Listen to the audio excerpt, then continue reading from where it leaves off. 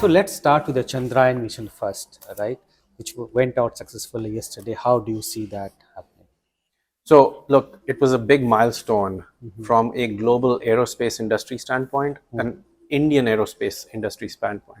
I think what yesterday represented was a coming of age of Indian science and tech, that India is not just going to be a follower or be a back office to the companies of the West and develop technologies or outsource technology, that India can start to lead in specific industries. And the Chandrayaan mission yesterday, the successful launch of that, is a prime example where India is leading the world in certain areas, low cost innovation, high impact innovation, and showing the world in some cases how the playbook can be written.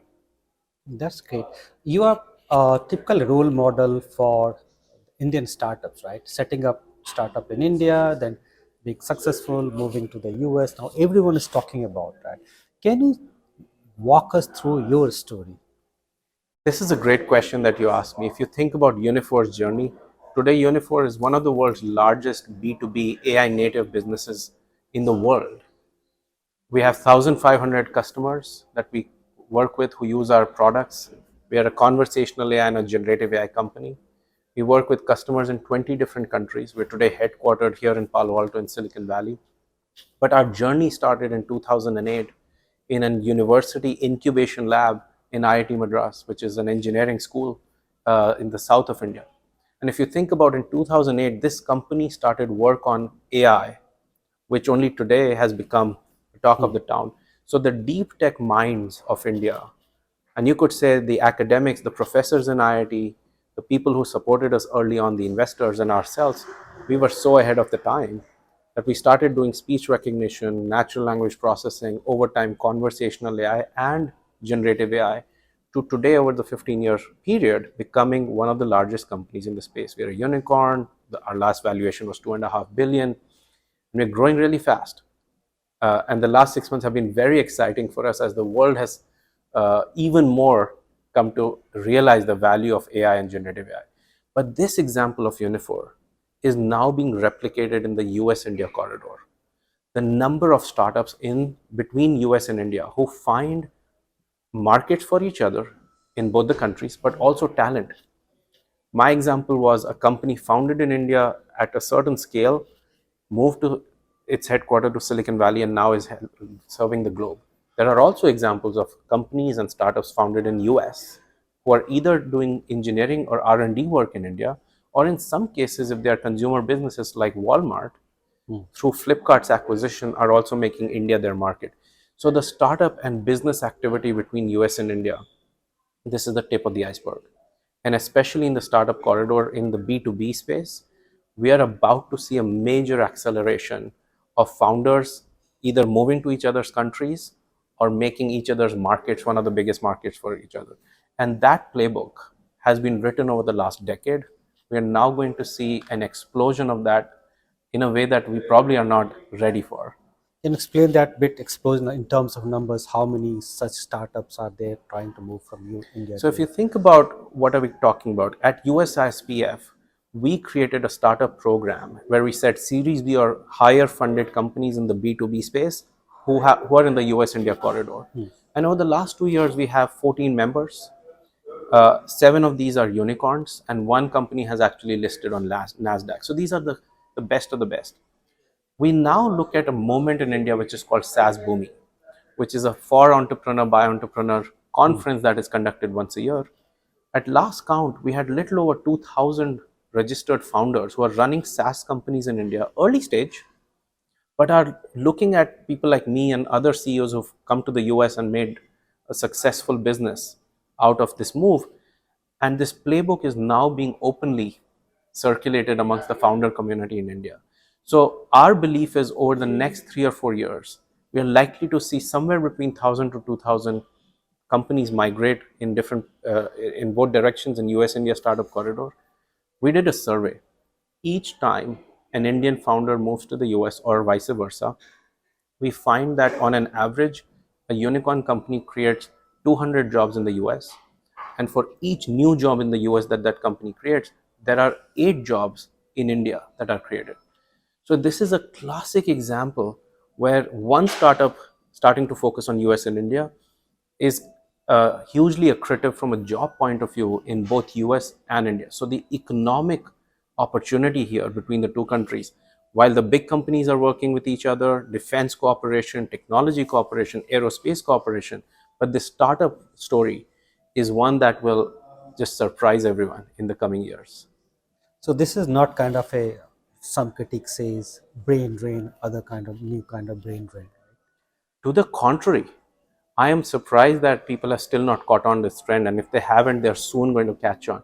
Think about us, an AI company, 2008, where the world was not talking about AI, India was incubating an AI company, which is today Silicon Valley headquartered and leading the world in the case of B2B. We have over 300 employees in the US. We have about 500 employees in India, and we have a few hundred in Europe and other parts of the world. Think about the job creation opportunity. Think about the value creation opportunity that got unlocked in Unifor's case when Unifor became a US India headquartered, dual headquartered company and really got the power of a global platform because we did that. So, to the contrary of being a brain drain, this is a value maximizing and value multiplication opportunity for startups in India and startups in the US. How do you see how this company like yours and other company based here can help further strengthen the relationship with the two largest democracies in the world?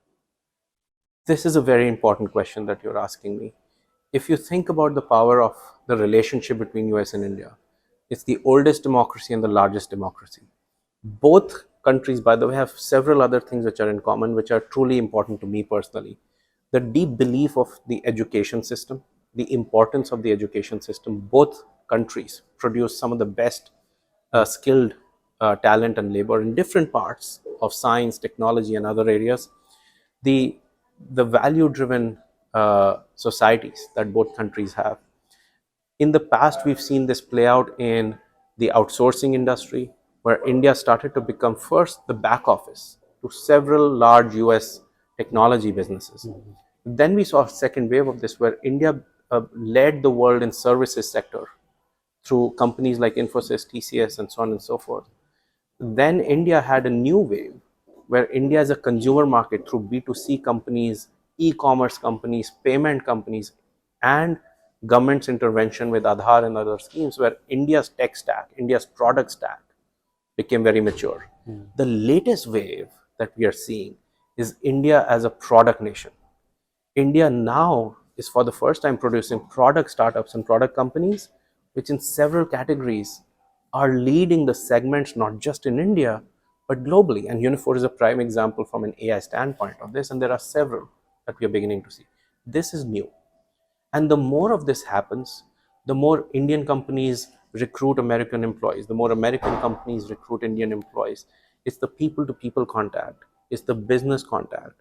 And by the way, if we all believe that areas like defense, aerospace, and artificial intelligence are strategically important for both US and India, then pushing more innovation, and startups are a big part of that innovation, putting more resources behind it, adding more financing options, investing in US and India, researching on these areas together is actually not just good for US and India from a national security and national reliance point of view, but also the opportunity to support like-minded allies of US and India. Because now with Chandrayaan and artificial intelligence of Unifor Yeah. and defense cooperation between US and India, we are able to show rest of the world the art of the possible. One last question on the India-US relationship.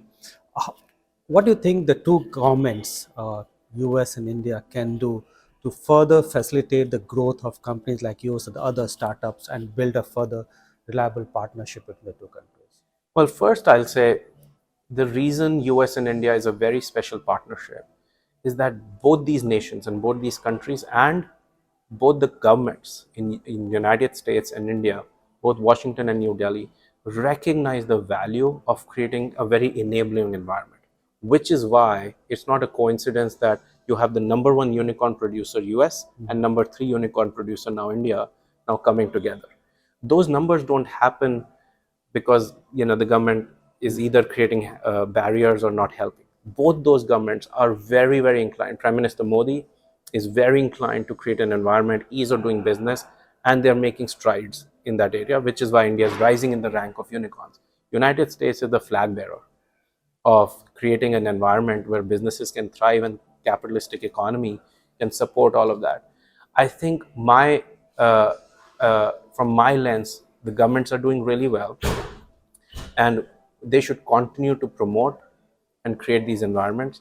I have found very open dialogues and openness between New Delhi and Washington. Even when startup companies have gone and represented and things that we want, we find instant attention is given to it on both sides, not just one country. And there has never been a better time to create a startup if you're in the US India corridor than now.